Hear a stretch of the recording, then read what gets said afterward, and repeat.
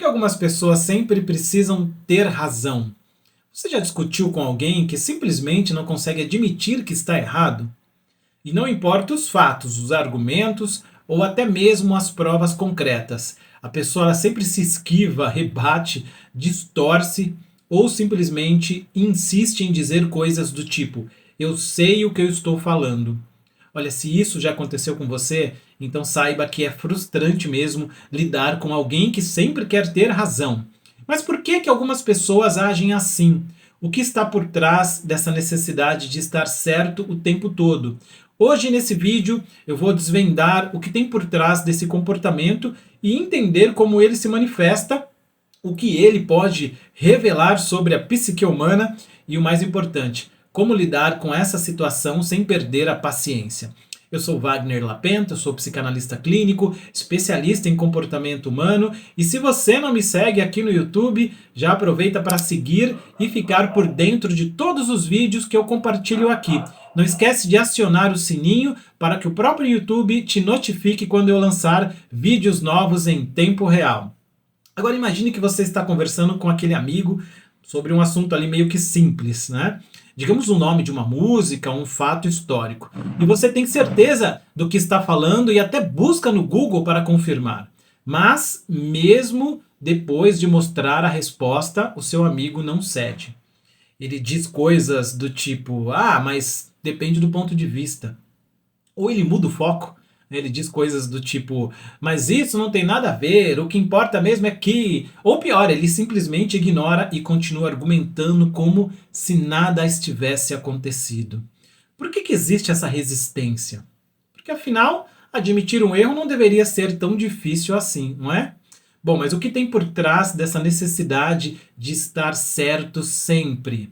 A necessidade de ter razão a todo custo geralmente não tem nada a ver com o debate em si, mas com algo muito mais profundo, a autoestima e a identidade da pessoa.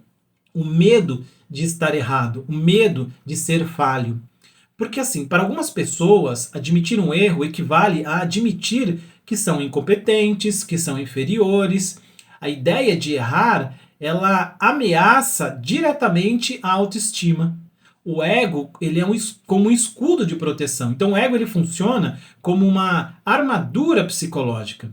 Então se tem alguém que tem uma autoimagem frágil, qualquer pequena rachadura, como ser corrigido, pode parecer um ataque à sua identidade. Também uma outra questão muito importante, que é o reforço de crenças antigas. Porque assim, muitos de nós crescemos ouvindo frases do tipo como errar é fracassar, ou quem recua perde. Essas mensagens, elas se enraizaram na mente e fazem com que admitir um erro pareça uma derrota. Disfunções cognitivas, isso também é muito importante, porque existe um fenômeno chamado viés de confirmação. Inclusive eu tenho um vídeo aqui falando sobre isso no meu canal, depois você segue lá e assiste. Viés de confirmação é quando o nosso cérebro filtra informações para favorecer aquilo que já acreditamos. Ou seja, mesmo diante de provas contrárias, algumas pessoas simplesmente não conseguem mudar de opinião porque a sua mente não permite. É muito interessante isso, vale a pena você checar aqui no meu canal. O orgulho e o status social. Em algumas culturas ou ambientes, admitir um erro é visto como um sinal de fraqueza. E isso é muito comum em debates políticos, públicos, redes sociais e até em relações de trabalho, onde a necessidade de parecer forte supera a busca pela verdade. A psicanálise interpreta a necessidade de sempre ter razão como um mecanismo de defesa do ego. O Freud, ele diz que o ego busca manter a coerência interna e proteger-se de angústias, muitas vezes através de estratégias inconscientes, como mecanismos de defesa, ou seja, pessoas que não admitem estar erradas podem estar utilizando defesas como a racionalização, que é o que? Justificam seus erros de forma aparentemente lógica para não confrontar a possibilidade de falha. A negação, recusam-se a aceitar evidências contrárias à sua crença. A projeção, que usam muito, atribuem aos outros a teimosia ou a inflexibilidade que na verdade são suas. Uma outra questão é o narcisismo e o ego frágil.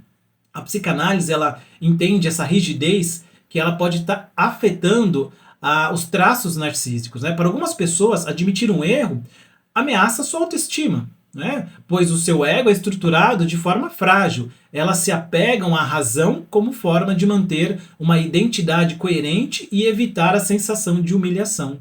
O desejo de controle é a angústia da castração, ou seja, na teoria freudiana, a necessidade de estar certo também pode ser vista como um desejo inconsciente de controle. A ideia de estar errado pode evocar um sentimento de impotência ou castração simbólica, ou seja, a sensação de perda de poder e de domínio sobre a realidade.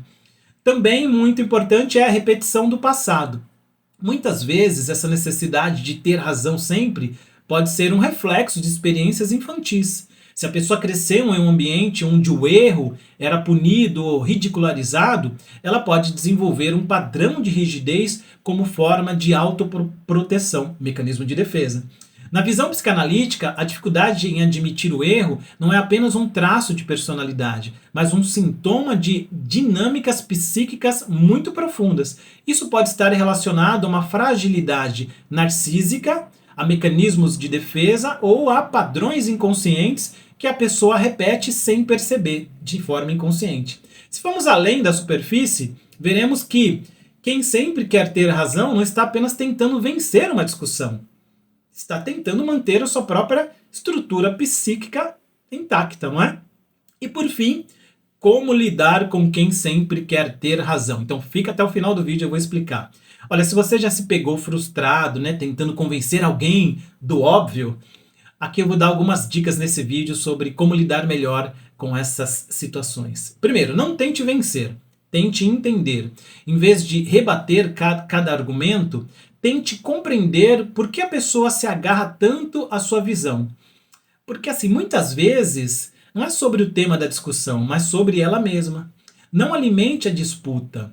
Algumas discussões não têm solução, porque não são baseadas em fatos, mas em emoções. Quando perceber que o outro só quer provar um ponto e não ouvir, desengaje, né? Use perguntas em vez de afirmações. Em vez de dizer isso está errado, pergunta: você já considerou outra possibilidade? Isso faz a pessoa refletir sem ativar a sua defensividade. Escolha as suas batalhas. Pergunte-se: vale a pena continuar essa discussão?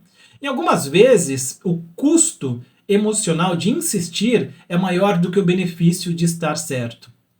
Seja um exemplo de alguma forma de humildade intelectual. Quando você mesmo erra, admita com naturalidade. Isso vai criar um ambiente onde as pessoas ao seu redor sentem que você também pode fazer o mesmo.